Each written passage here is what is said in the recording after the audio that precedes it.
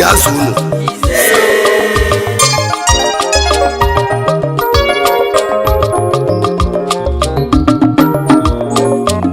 obodo mụta ezigbo mma si n'ọdị ka anyị na-adị ụmụ ụwa bụ obodo mụta ezigbo mma obodo mụta ezigbo mma si n'ọdị ka anyị na-adị ụmụ ụwa bụ mana amụta kala oghele asị n'oyili ndị kwụ ndị amụta kala oghele asị n'oyili ndị kwụ ndị mana amụta na ezigbo mma asị n'ọdị ka anyị na-adị mana amụta na ezigbo mma asị n'ọdị ka anyị na-adị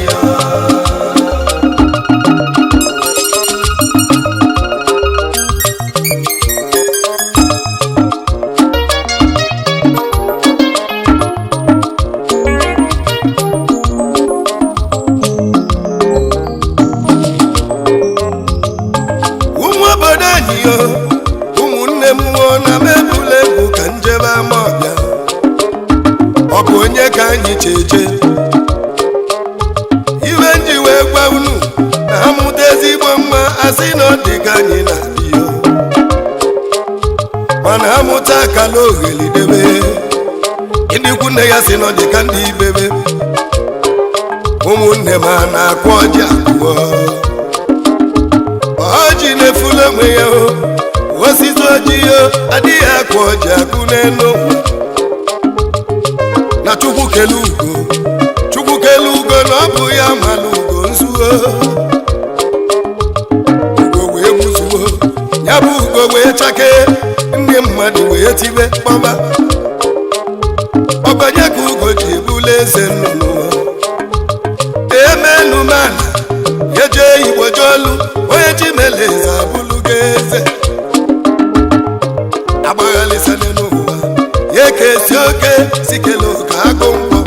ya edebele ihe maka onye ji mele eze abụlụgo ọ bụ onye ka anyị na-ekwuzi okwu ya ọ bụ Chief Honorable Chuma Pius Okoye odogwu na-adaba ebe Chuma nwanne m na ọ bụ gị ka mụ na-etile egwu a nze nwanna ya eze oke mma nke Igbo ji eme ọnụ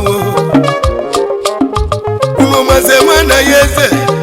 onye a na-ekwuwo na chi ya ekecheli ya bụ eme anya nzu n'isi mgbe ọ na-eto ikolobịa eziokwu n'ụfọdụ amara Igbo ga-abụ chacha o wee dosie ikolobịa ka e wee chụwa ego ndị mmadụ wee kwuwa asịlị gezie ntị ka m kọọlụ na akụkọ elema na ya eze si bụlụ odogwu ana m abịa obodo mụta ezigbo mma obodo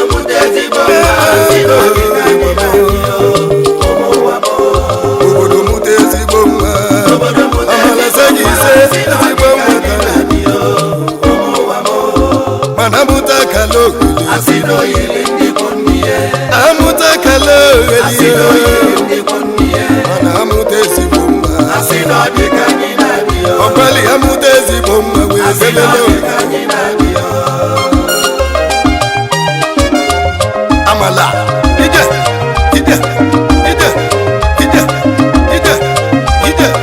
onye m nze nwanne ya eze bịa gbala egwu m sele ọyọrị ma ndị nsọ a ga-emedu ụwa gịnị ụmụnne m anara abụọ ọganala abụọ maka ọganala abụọ omume onye na-akọlụ unu na ọ bụ Chuma Okoye amụlụ ya etu esi amụ ibe ya ọ gụla akwụkwọ na United High School n'Ikorodu nke dị na Lagos steeti ọkwa ebe ahụ ka nwana ya eze gụla akwụkwọ mana ọ gụsịrị ya bụ akwụkwọ nataba ama ọbịa ka ọ gụtọfụ akwụkwọ ahụ o wee baa na Akabe kọleji nke dị na Amawbia banye ebe abụ ka gụsịrị akwụkwọ o wee cheki ihe o wee gbakọcha mana ọ bụrụ ngwa akwụkwọ bụ isi agụsị akwụkwọ nwa kedu ibe a ga-akpata ego na ndị gụlụ akwụkwọ rili nne ụfọdụ enwere ọlụ ụfọdụ na-achọ aghalị ọlụ nwana ya eze wee tụọ nkele wee chọba iwe ọ ga-alụ ugbo o wee lụọ 2009 Chumokoye wee soba Amulonye oye Chukwu dị oke afọ onye ụmụawụlụ niile ji eme ọnụ ọkwanye ka o soro n'ụzọ o wee sogide ihe Amulonye na-ego wee nwụrụ mana sobe ibe na-ewute m ka m gwazie unu na anya bụ ibe na-eri m nri n'abọ ọlọma niile ọlụlụ na nwụlụ ọkwamulonye na-ego olulu ezi awụlụ ọkwamulonye na-ego olulu ụlọ akwụkwọ ọkwamulonye na-ego olulu hospitalụ ọlụlụ n'ụka igbo mele balụba mana bekwere ka ori aka ya ndị ilo na-asị ejide Amulonye na-ego wele egbe wee gbapụ onye ọna Chumokoye wee bebe nze nwana ya eze ọ bụ ele ka mmechije o besịrị nya bụ akwa o wee bicha anya ya o wee kwụsị akwa Chuma mesịrị sobe Obiora ọgwụ eji ọfọ o jee gbata ọfọ bọyị onye na-akọlụ unu na ọ bụ ya bụ Baron Express Service ndị ọma ibe ji wee mala ịba na ọ bụ clearing and forwarding na ọnya kaba na alụwo nwada ya eze wee sobe ihe o sogide ya ya bụ ibe ka nọ n'ime ya oluo 2012 ọgị ya wee setụlụ anya nwana ya eze wee bido nke ihe wee maba otutu o wee chụba aka ya Chumokoye wee bido ọlụwo obodo jụrụ ajụjụ na bụ gịnị na-arịọ ibe ọ bụrụ nze nwana ya eze oke mmụọ machiagụ niile ji bili Chuma ọkwa gị bụ CEO Enstel Global Logistics Limited ọkwa clearing and forwarding ya kala jiri ekalicha ndị ọma na Port Harcourt unu nwere isi ọnọdụ ọkwa nze nwana ya eze na-adabe amọbịa odogwu nze nwana ya eze oke mma m na isiri ike onye na-ekiri ekiri nze oye gbobezi ntụ oke mma na ọmọchiagụ nze nwana ya eze odogwu nwa m onwezi ụka na-ekele gị amọbịa ịmụta na ezigbo mma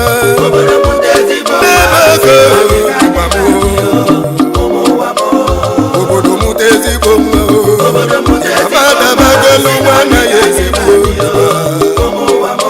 ịmana amụta kala ọgbali amụta kala mana ejezie wee mụ ezigbo mma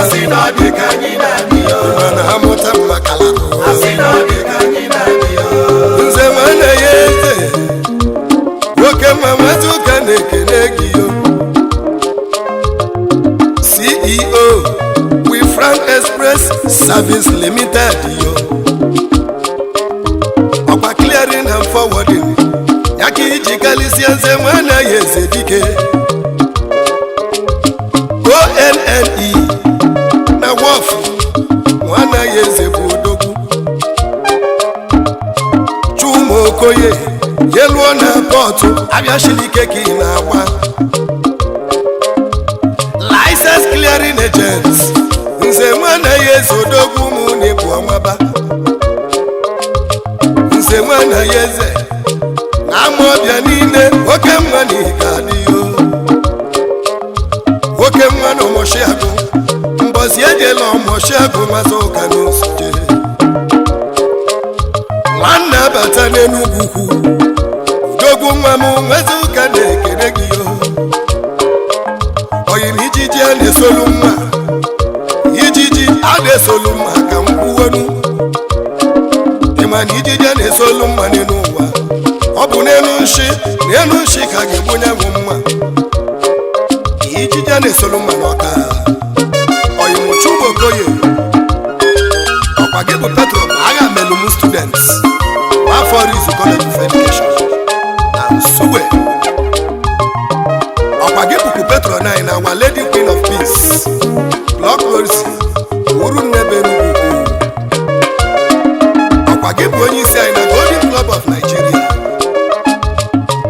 iwesimu kenye ndị Golden Club of Nigeria na mmadụ erikekwe ndị ọmụfobu ka anyị ji aka na Golden isokwe na Golden Club ọ bụkwa na isoro jee solo ụmụ obodo anyị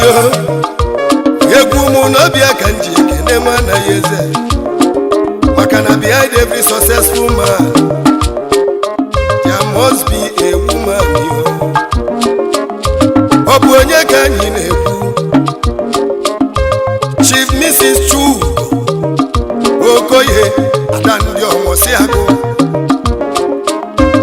osodieme nwanyị Okoye na-ekwe nwana ya eze n'odolumi anya ekwe ka ndị oji ọdụdụ bịa n'akụ Okoye maka na adịghị nwere ego ọ makwuolu mmadụ ọ mali mma nwoke osodieme nwanyị ọma ada ndị ọmọsi agụ gbazi ụka na okeneluge daalụ ịdale n'ama ọbịa wee mụta ụmụ ịmụlọ amaka mma kedu maka masta Somutochukwu Ụmụokoye odogwu kedu maka masta Chukwu Ụmụokoye Junior anaghị eze na mọbịa isi m oke n'elu gị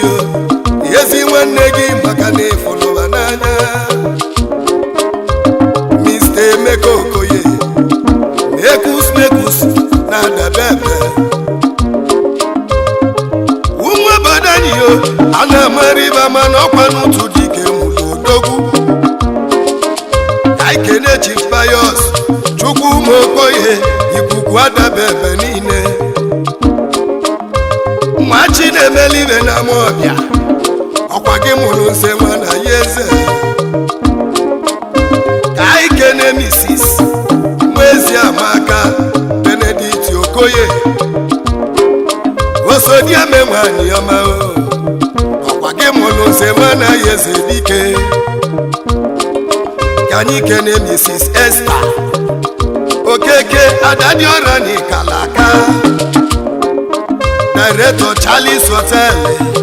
n'ime Ụmụawụlụ ebe ahụ ka ị nwere ọnọdụ Adadiora nze nwana ya eze si na ị ga-adị ka echi na echi adị agwụ agwụ ụmụ obodo anyị ejelu m n'ime abịa bụrụ na ibe niile enwego China ịlabụkọdịkwu na mmadụ abịakwuo n'aba enwekwuru China n'aba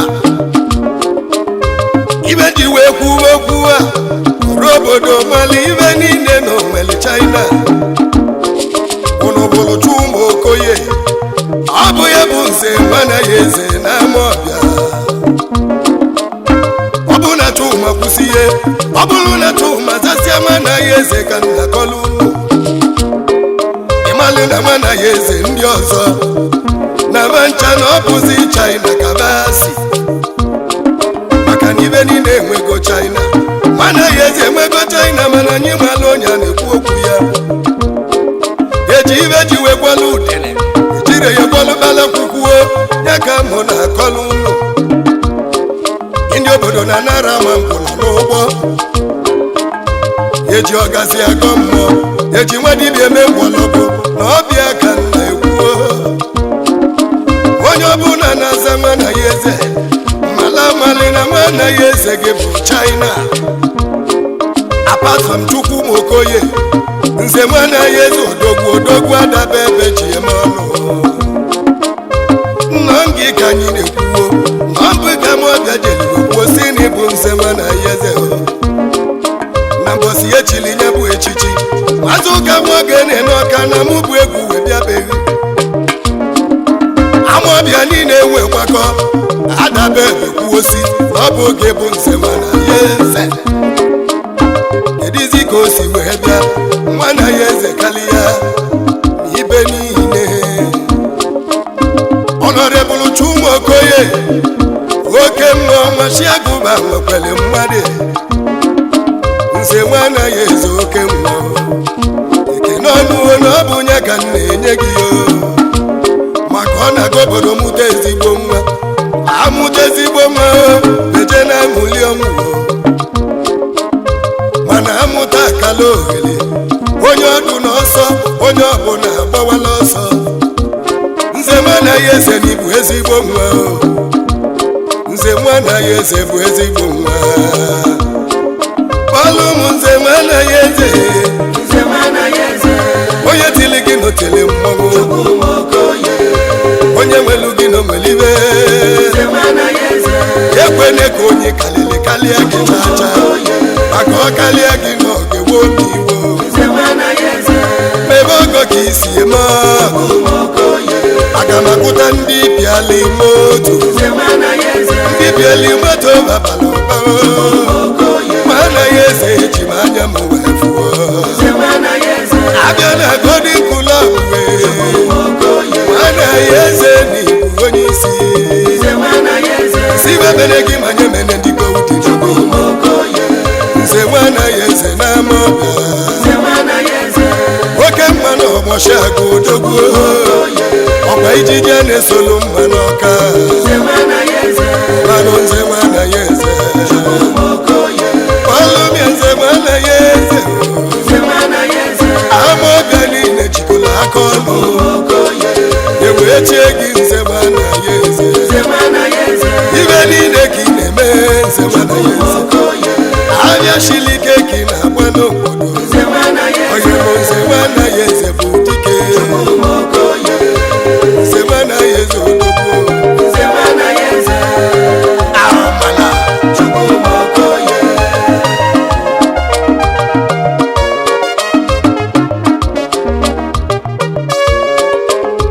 onye mụchu ụmụ Okoye nze nwa anaghị eze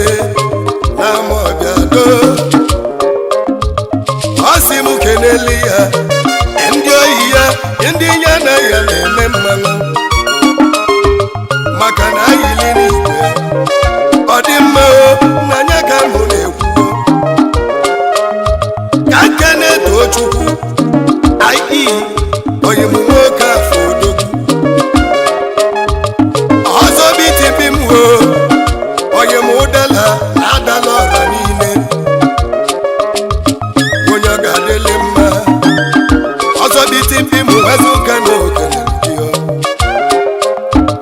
ọkwa gị bụ CEO Tomep Dallas Printing Press ndị ọma oyim ọzọ bitibi m Enugu ugwu na ụmụ nri niile nya ka mụ na-ekwu ka nke na oyim ọma injinia Chisom mmadụ n'ọka oyim mmiri ọka jide ebube agbala nze n'Imo steeti ogilishi n'ụmụ nze ude njinji n'Enugu Director Chisco Builder Chairman Ezioka mmiri gireti dike oyim soja ugo nwanne mmiri gireti oke nwanne ịgadịlele soja ugo nwanne ọsịmụ kenelie ọzọ Tony Okafọ ọba eze na ịdọrọ mma n'Enugu ugwu na ụmụ eze ọzọ na USA CEO TV Shipping Worldwide na Dallas USA na Texas ka ọ dị ọkwa gị bụ Petro 9 na Golden Club onye ọma nwazuka na-ekene gị Honorable Afọdụ Oseke awụlụ onye chili mma chigharịbago ebe kwuo dike n'ime ụmụ awụlụo nwazuka na-ekene gị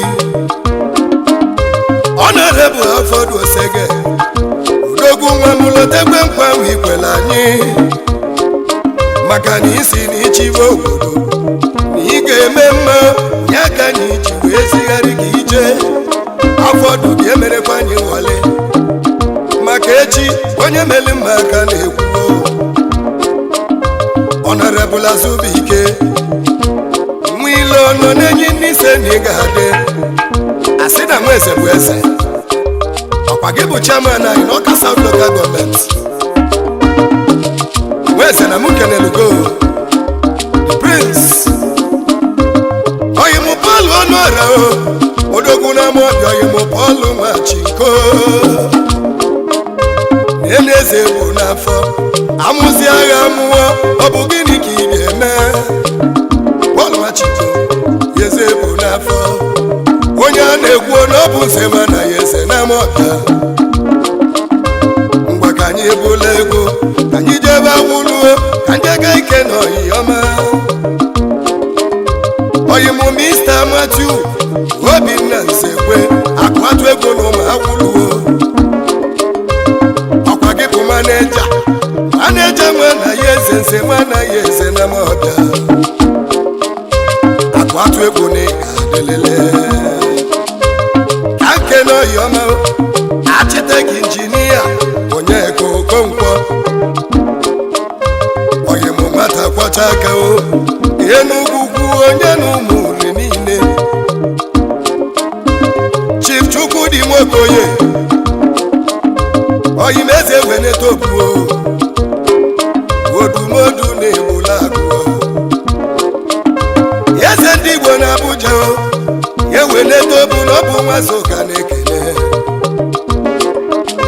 CEO Wendu Ventures Nigeria Limited oke mma ya kenezi oyimọma Chief Azubike gbanwekwa ọzọ na wuluo oyimu Majesty Ajiyi na-egwaji ogbe Nwazoka na okenelugio ọkụ na-enyife na wụlọ transfama kwụlụ na ọ bụ ọkụ na-akwụnyebe ya nwana ya eze ọkụ na-enyife na wụlọ Nwazoka kene gị kene iwe na-emelụ gị ife ọkụ na-enyife na wụlọ kedu maka eze oyimọma Mr. Chibike dunu na Nise oyimu Mayor Nise Managing Director Boli Hotel ebe dị mma Ijenugo Boli Ijenugo Zion City Night Club na Nise